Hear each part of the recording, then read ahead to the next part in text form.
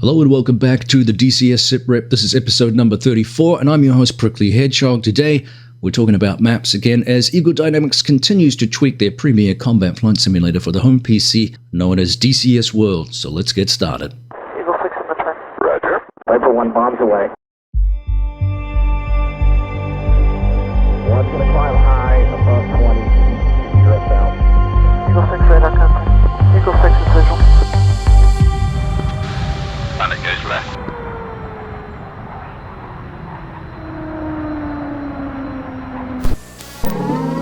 So what's in store for DCS players as we ramp up improvements for the game and wind down 2024 in anticipation of more map expansions and modules such as the MiG-29 Fulcrum, which was showcased earlier this year? Well, firstly, ED provided a clarification from comments and questions, concerns, and a lot of complaints that came up last week regarding the pre-order announcement for Iraq. They explained that the Iraq and Afghanistan maps are being developed by separate map teams in different countries. The development of one does not affect progress on the other. As such, the Iraq map has in no way slowed down development of the Afghanistan map.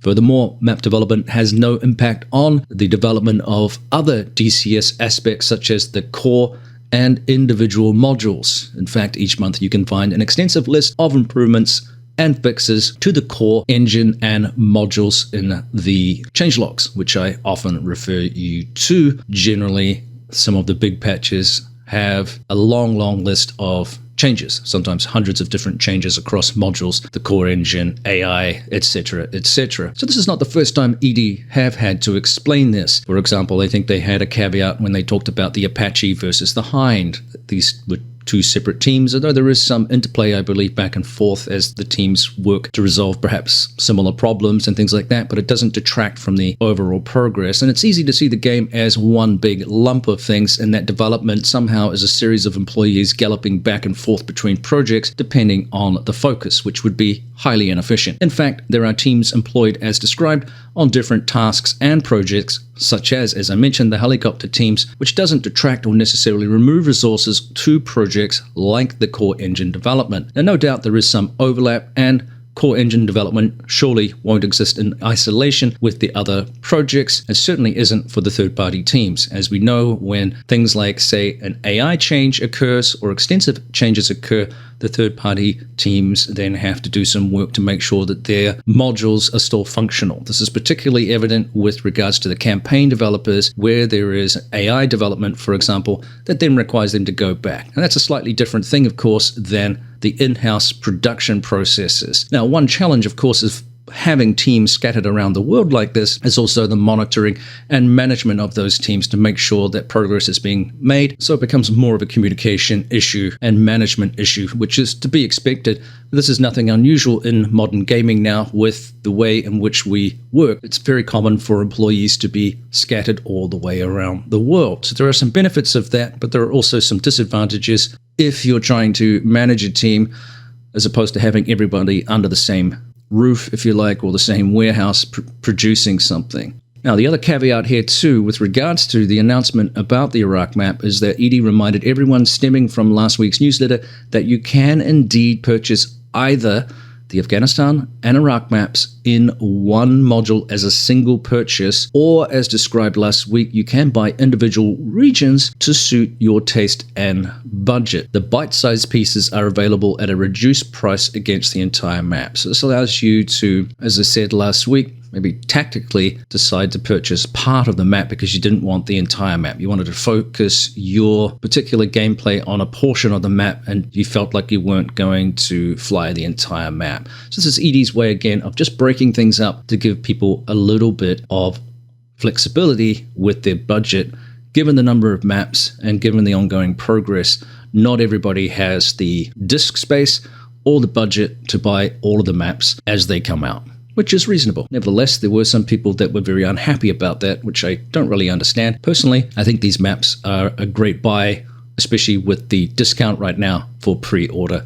Why not buy the whole thing? But again, it's up to you. Now, the team also revealed that in conjunction with Ugra Media, both the Syria and Normandy 2 maps are receiving significant updates. So let's take a little look at what this all means. 9-1.6, heat 1. Copy 1-1, checkmate.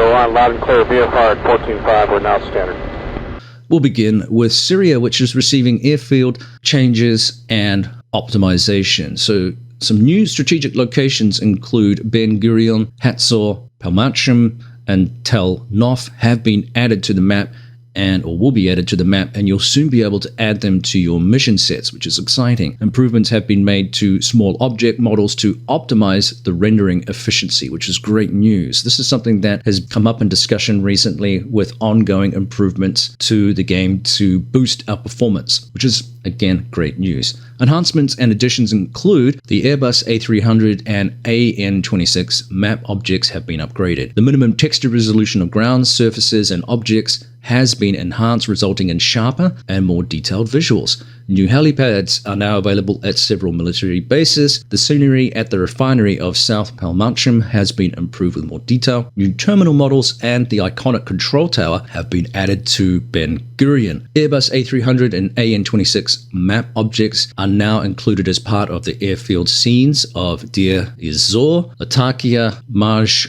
Ruhaya, Najrab, Beirut, Damascus, Tabqa, and Ben Gurion. New destruction models for points of interest like the Bank of Cyprus, the Beirut Skygate, Limassol Keen Factory, Paphos Terminal, Sheraton Adana Hotel, Dam Ataturk, Dam Tishrin, and Ben Gurion terminals. So, lots of little changes there, and exciting to see these additions. Now, they also talked here about bug fixes as well for the map. So they've resolved issues in Akrotiri and Paphos airfields. They've fixed terrain scene bugs at various bases. They've corrected errors in terrain and vector data and common scenes, fixed collision issues with helipads at the Bank of Cyprus and the Sheraton Adana Hotel. And they've corrected even, this is getting down into the nitty-gritty here, license plates on cars and inscriptions on buildings. So lots and lots of exciting things there. Now, as mentioned, there's also work going on the Normandy 2 map. So that again, they began with optimization, which includes the building models and structures to improve overall performance. The bridge scene near the Palace of Westminster has been enhanced with greater detail.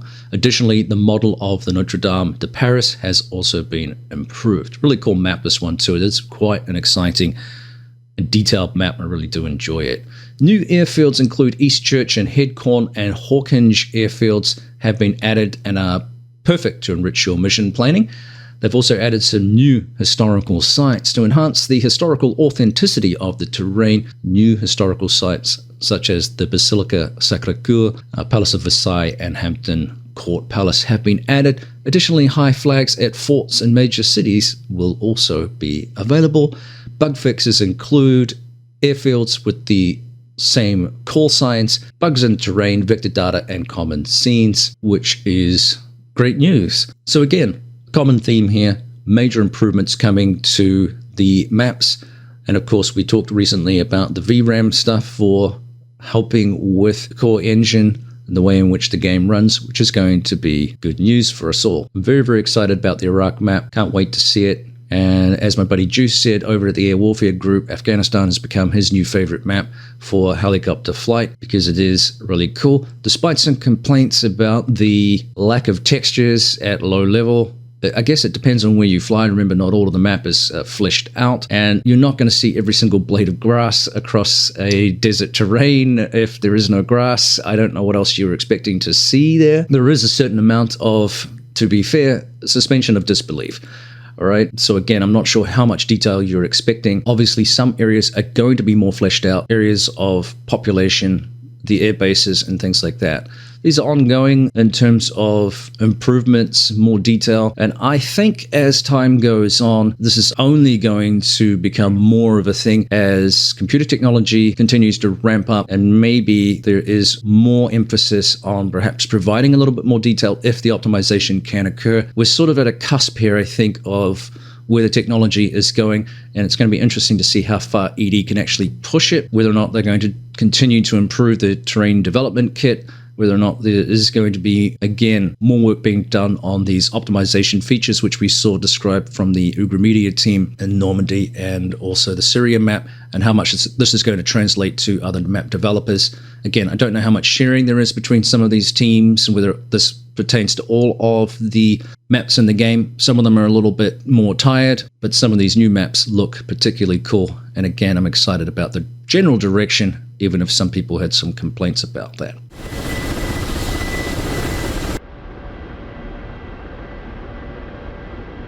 Well, lastly, in the latest newsletter, Edie plugs a brand new campaign by StoneSky titled The Last Outpost. This is for the Apache, speaking of helicopters again.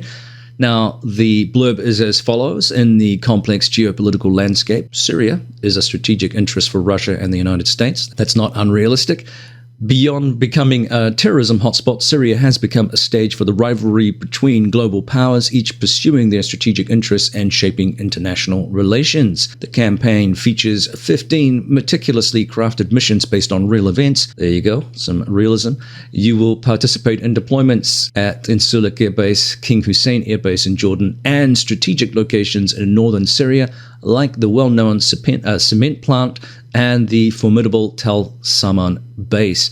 Engage in battles for the Tishrin Dam and the city of Tishrin, and take part in the intense fights for Manbij, Tabqa, and the legendary city of Raqqa. These missions will showcase the full might of CJTF OIR, or Joint Combat Operations there. Key features of this mission set or campaign: you're going to have 15 missions based on real events, JTAC and FAC operations, medevac missions, and special assignments, interaction with US Air Force UAVs, A-10, F-18s, and B-1Bs, and they have over 2,500 radio dialogues and more than 200 pages of documentation and kneeboards. So it looks like a pretty exciting campaign. These are good ways of getting to grips with some of the aircraft too, rather than just going out and learning things in a more sterile environment. Sometimes it's fun to force yourself to learn how to use the complex systems within this aircraft and get a bit of a handle on how to operate it in a way that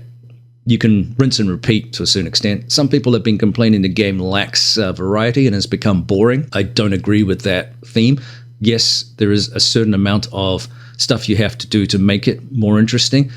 The complexity of the aircraft provide a lot of learning, and I guess once you've learned how to do things, maybe take a break, then go do something else and come back to it. Remember too that there are a massive number of missions and other things from user files, and yeah, go have a look for some things in there too that may be helpful. There's everything from basic training missions to more complex sets of missions, and they continue to expand, and it's great to see the various mission and campaign makers continuing to produce content. Obviously, one area we are missing is F-15E stuff, and we're still waiting for a resolution, unfortunately, in that area for those modules affected by the hopefully temporary issues between RASBAM and Eagle Dynamics. As I said recently, both teams are working on a resolution. There is hope, but we're not quite there yet.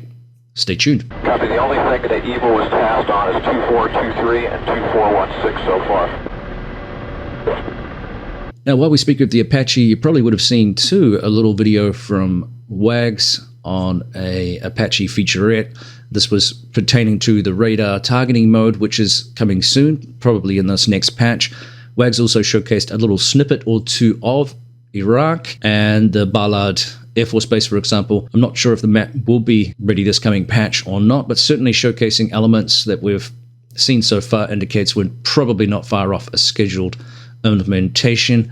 So could be November. I don't know yet just when they plan to release it. Of course, it's only just been pushed out for pre-order, so stay tuned. This is going to be, as I said, another great helicopter map, I suspect, especially if the new map features they mentioned recently improve those performance qualities that we're looking for, especially down low, which tends to be a little bit taxing on systems, causes a little bit of stuttering here and there. Again, depending on your setup and also what you're running the game under in regards to resolutions and object numbers, etc., etc.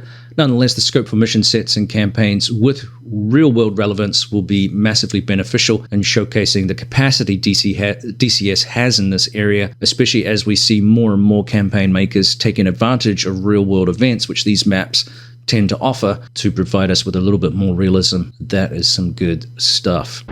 Eagle 41 and 42. Hydra, Eagle 41. How'd you go for Eagle 41? 43's got the AO. He's going to talk you onto that convoy before we leave, and then it'll be you working with Alleycat. Hydra. Eagle 41, push white 8.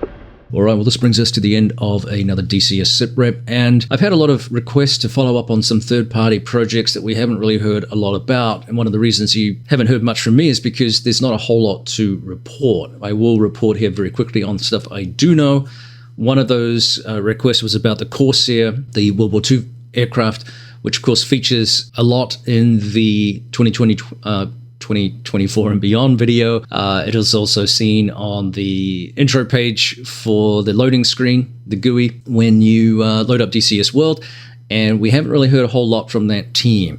I think they were doing a lot of reworking and updating on their 3D model, as well as some challenges I think they had with the flight model, which obviously has to be spot on for mimicking how that aircraft operates around the boat, which is, got to be done right. So unfortunately, no more news on that. They are working on other projects as well, such as the MiG-21 and the Crusader. Those are still WIP. I think some of our other third-party developers too are pretty busy with irons and other fires, particularly India Fox Echo, which has a lot of aircraft in Microsoft Flight Simulator 2024 in cooperation with Heapler Simulations. For example, their Tornado. Excuse me, not the Tornado.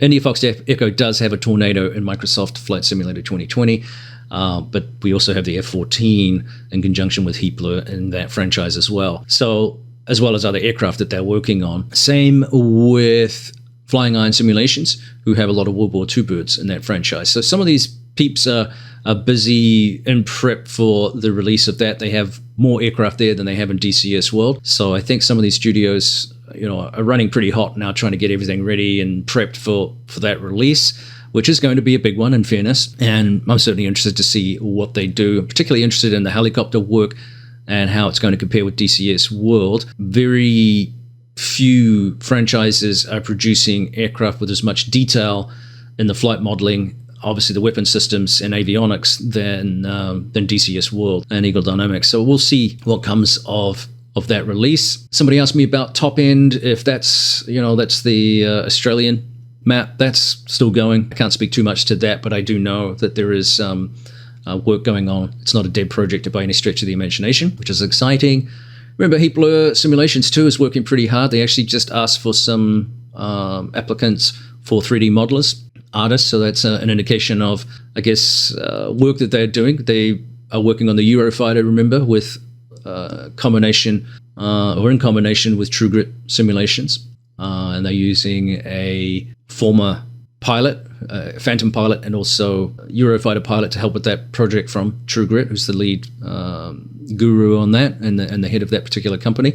That team, along with Eagle Dynamics, Heapler, and I think others, do real-world work with, I think it's Adams Simulations, who do flight simulation products for the real world, if you like, or the military, commercial. So lots of different projects, if you like, in all of this mix and the overarching theme of flight simulation.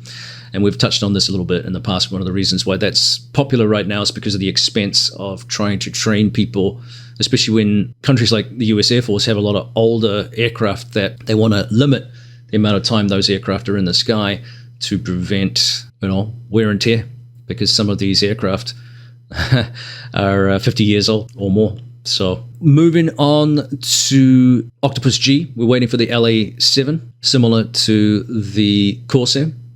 We are waiting for a couple of products from Eagle Dynamics. This includes the MiG-29 Fulcrum, which is going to be, I think it's based on a West German variant, former East German variant, when the wall collapsed and Germany became sort of whole again, to a greater or lesser degree. We're also waiting for the Hellcat from Eagle Dynamics, and all of this was, revealed in the 2024 and beyond video. With regards to the Fulcrum, I think it's possible. We've seen this with other modules from Eagle Dynamics, which were announced at, say, the beginning of a year is coming. They tend to come up at the end of the year. Say, for example, especially big modules like this, say, for example, the Apache is one example. And then the pre-order was December, and it was meant to come out, I think it was it 2021 or something like that? It's been a couple of years, but it wasn't actually released until the following year.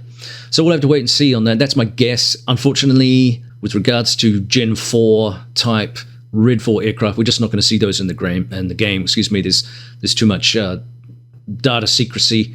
You can find stuff online, but it has to be, as Wags has described in the past, the data that they need has to be publicly released by the owners and the copyright holders of that data. So you can go in the dark web, if you like, and find all sorts of, manuals and secret data and et cetera, and even in dark corners of the ordinary web. But that doesn't mean to say that you can use it, even if it's out there in the public sphere. Try to turn it into a commercial venture and make money off it, then you're going to run afoul of some sort of law somewhere along the line, somewhere, somehow along the line, particularly in the area, say, of electronic warfare, the sensor suites and things like that. So some things might be covered as being available publicly, and then you run into other problems, particularly in the area of radars and sensory suites. Those really secret squirrel stuff, and are often produced by other companies that have the rights to them. So Raytheon might own the radar information, right, that you're trying to get hold of, even though you have access to the data pertaining to the airframe.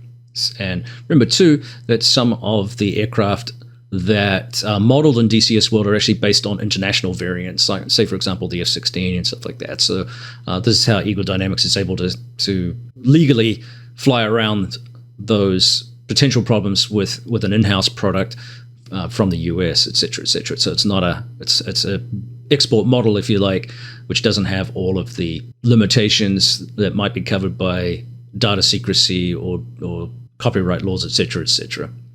So yeah, that's the basic wrap up of what we have going on in DCS right now. We're charging towards the end of the year. Still, as I said, as I've mentioned, we still have a lot of projects in the wings waiting for implementation. Looking forward to seeing Iraq, for example. Looking forward to seeing more work on Afghanistan come to fruition here, hopefully before the end of the year. We'll just have to wait and see. All right, this is it for the SITREP. Thanks again for tuning in. This is Prickly Hedgehog. We'll see you next time. Cheers.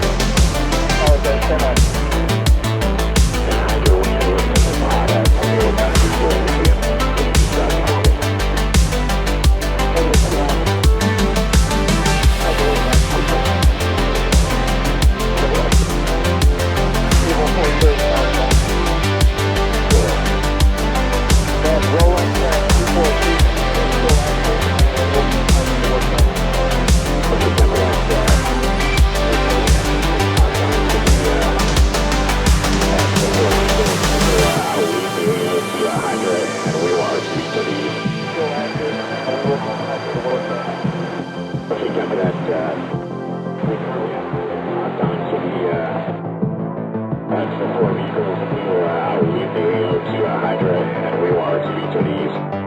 Good data.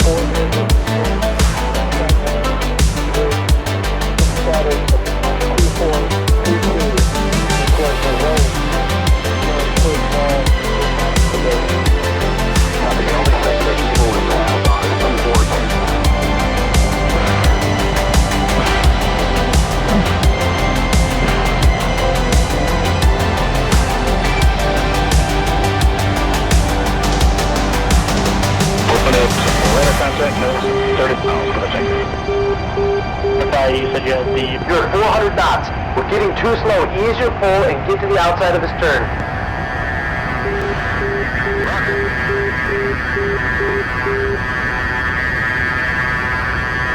Fox 2. Kill bandit. Copy kill, knock it off. 2, knock it off.